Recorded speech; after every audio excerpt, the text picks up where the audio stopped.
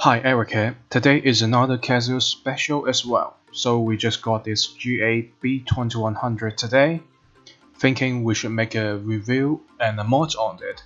So B2100 is literally your 2100 with Bluetooth and solar function added on.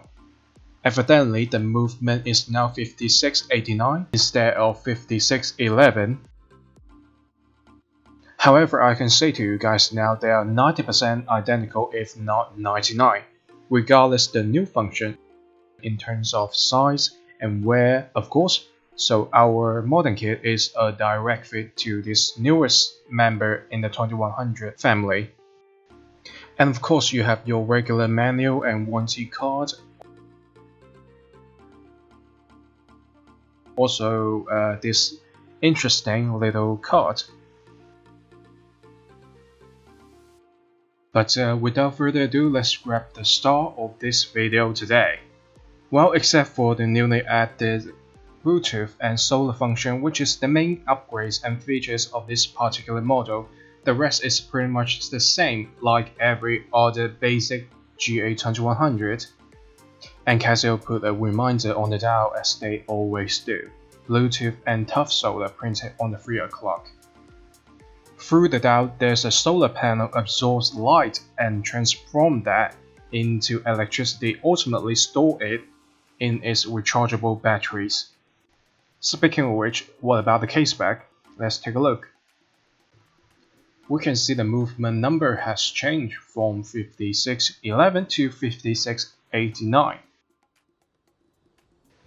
Once again, Bluetooth, tough solar, 200 meter water resistance and whatnot. Your stereotypical Casioak markings are all on that.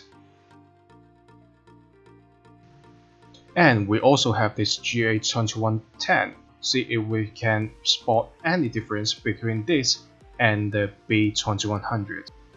So we got 44.1mm wide and 11.8 on the thickness. And what's it gonna be with this GA-2110? With same 44 something, and the 2110 even a smidge thicker than the B2100. What the heck? Let's line them up together. I think it's safe to say they are the same. Why? Because I've installed the parts from B2100 to this 2110. Strap, shroud, screws and their position, all perfect fit. Well, maybe except for the markings on the case back. You see this yellow Casioak we have GA-2110 SU is coming with a 5611 movement inside it. And the GA-B2100 is with the 5689 movement installed. But honestly, that saves a lot of work for us, because if you are lucky enough to get one of these early, our Gen.5 modern kit is a direct plug and play for you. So, since Bluetooth is a big selling point of this particular model, why don't we start with this? So there is this app called Casioak Watches you have to download first, both on App Store and Google Play Store. And I'll be using the iOS version to demonstrate you guys the functions and features for this video. First thing first, you have to download the app, of course, then turn on Bluetooth and location services. Open the app, tap on My Watch, then the plus sign. Type in your movement number, which is 5689 in our case.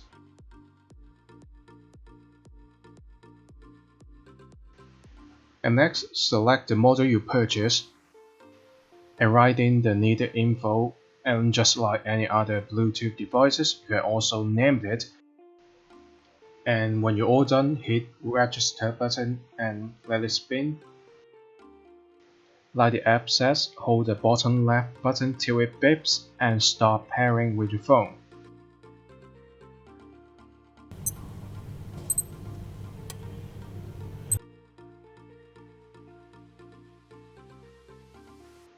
If it went successfully, you should have the same notification like my phone did, right here. And there you go. your GA-B2100 is now successfully bonded to your phone. Tap into that slot, you can also find battery level and an online menu. As you can see here, we have about 50 or 60% battery left, and there is this instruction manual section, which is you can just tap in that and start searching the function you need instead of flipping over the little poor piece of paper again and again. Speaking of convenience like that, you can now modify functions on the watches through your phone instead of, just pressing with those buttons all day. Well, like an alarm, we can turn on up to 5 sets of them and send it over Bluetooth.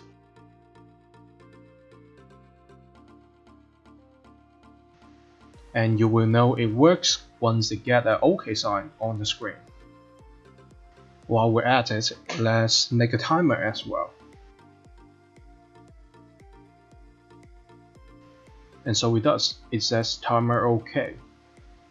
And there is this reminder function where you can manually type in a string of tasks, and it will show up on the watch the day you registered. And this roll time, referring the time showing on the screen, not the hands. They're separated and symbiotic somehow, because in OG2100, analog time follows digital after it's adjusted. But in this time, since you have manual override via Bluetooth, you can adjust the digital time however you want. And you can again send this to the watch without, pressing the button selecting time zone for over 2 dozen, 3 dozen choices. So home time is your analog time, what your hands indicate. But you cannot adjust this, unfortunately, because it was fixed when you first registered this watch, using your phone's location services to get the local time. And the only option you can choose is about daylight saving time.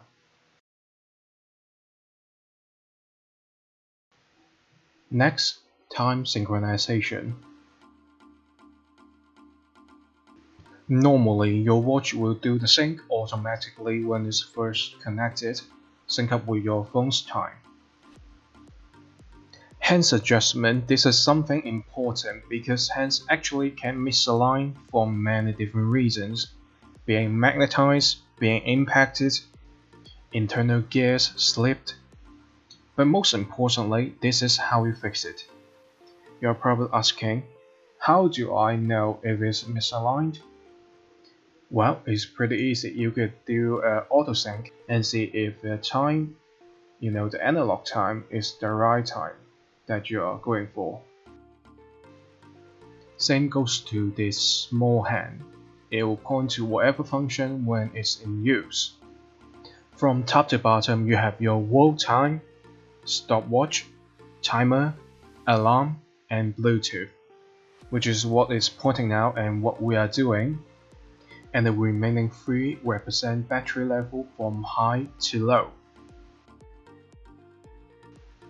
I would say this is way better than you mess around with those buttons, because if you misalignment results in analog time running faster rather than slower, that means you have to make the hands run for an entire lap around, which is just tedious to think about it. Anyway, after a bit of loading, you can now choose either handset to do your adjustment. So why don't we start with the main handset, the one we selected. And pressing this button will put the hands in adjustment mode. What you need to do is matching the hands on your phone's illustration to your watch. In our case, former being 9 o'clock sharp, and the latter is 8:54. That means we'll have to take precisely 6 steps back to match. The glare is pretty strong, but let me put it sideways for you guys. There are precise indices on the dial actually, to the minutes.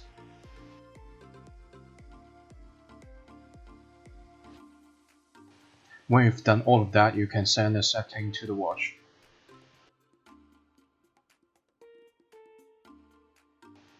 If it's still misaligned, like in my case, it was just probably one click, you can repeat the process and match again.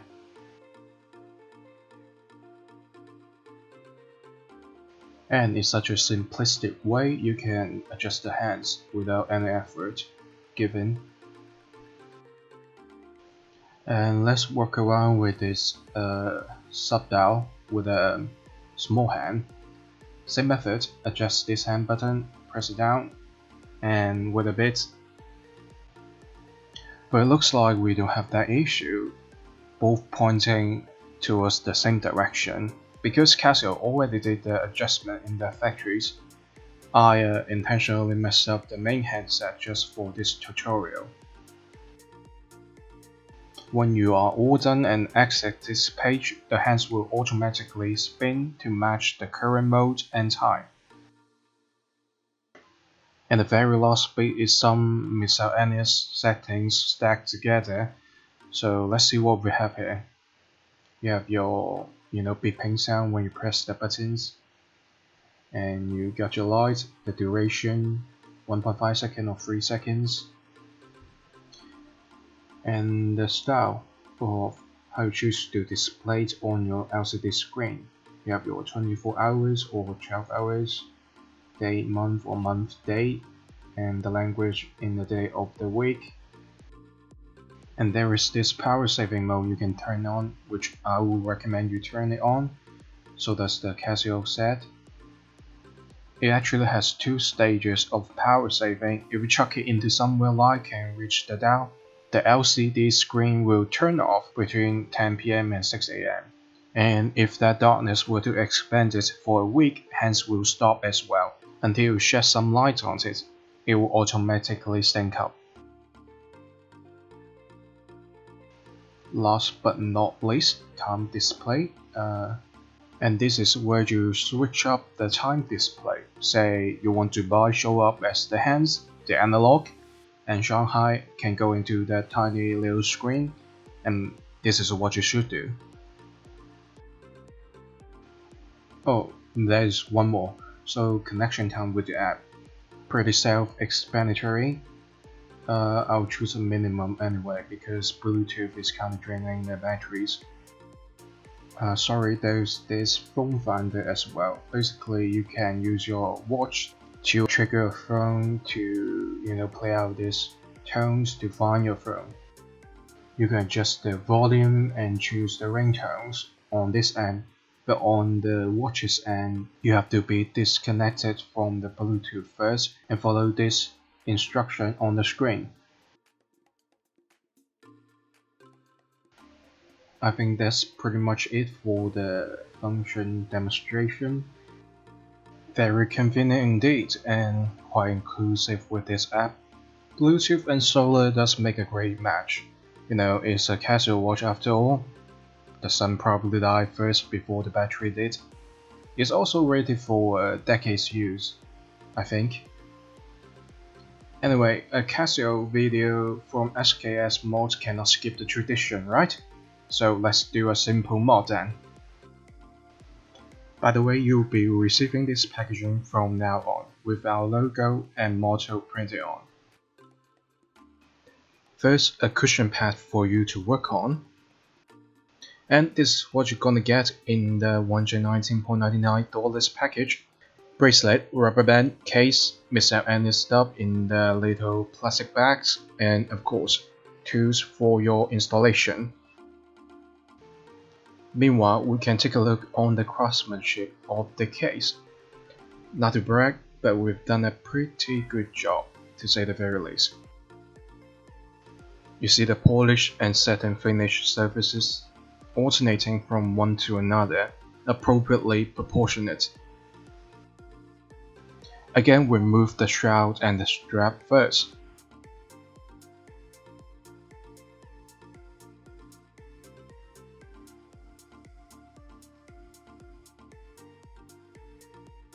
Mind the orientation, or not, if you are left-handed.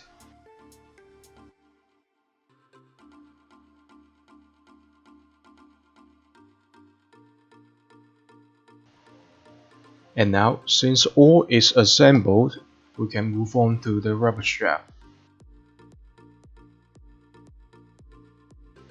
Remember, to secure the rubber strap, you have to use this pack of screws or bolts in the yellow packaging. Remember the yellow packaging, because this one, it contains the bolts without threads.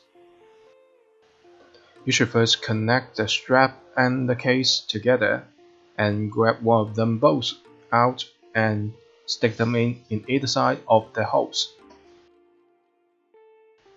When it's halfway in and getting tighter and tighter, you'll need tools to apply extra pressure to get the bolts fully sunk in.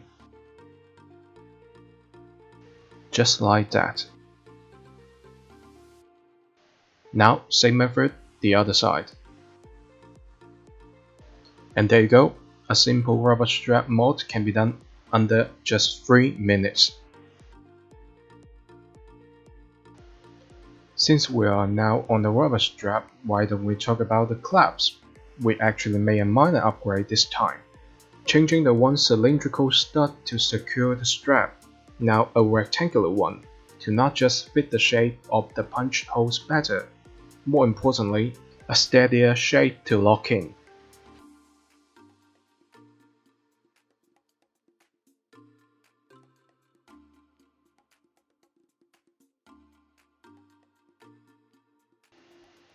Now, many people are struggling with the rubber strap removal, but they tend to ignore this handy little tool that we packed in the modding kit. This particular tool will help you push out the bolts, just like magic.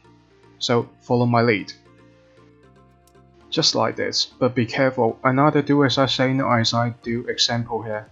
Please operate this on a cushion pad, not in the mid-air.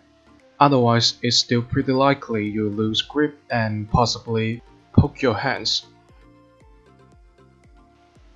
And with this strap removal, I think it can lead us to the bracelet installation, which is extremely simple as well.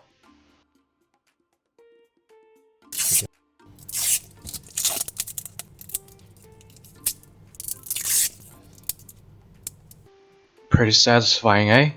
Like popping bubble wrap. Anyway, let's take a look on the bracelet. Same finishing method to match the case. Creates an absolute sharp look with cutting edges in multiple angles. Just look at this. What a beautiful piece of art.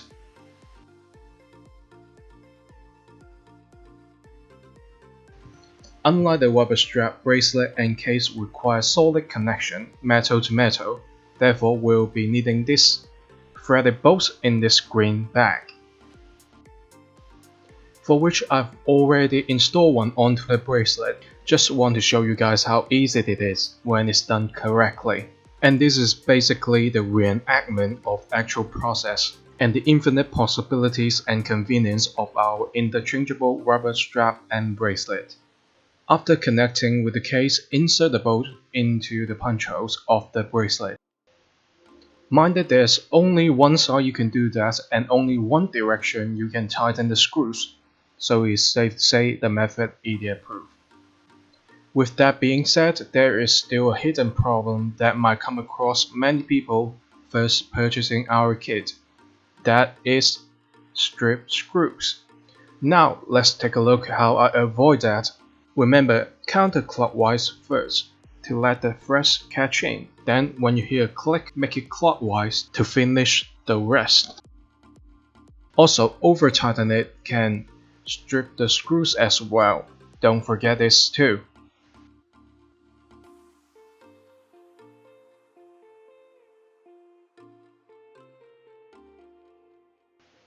Because it's solid structure from top to bottom, the lengths of the bracelet have to be first removable and secondly connected by, yeah, you guessed it, the good old screws.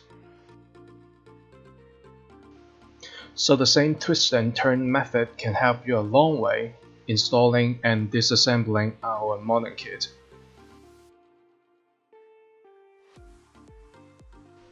Bracelet screws stuck in the punch holes happen from time to time. It's the glue in there pre-applied in the factory working their magic, but they can be a pain in the ass sometimes. And when this happens, don't panic, remember our handy little push pin is here to save the day. And just like that, it's easier than the rubber strap removal.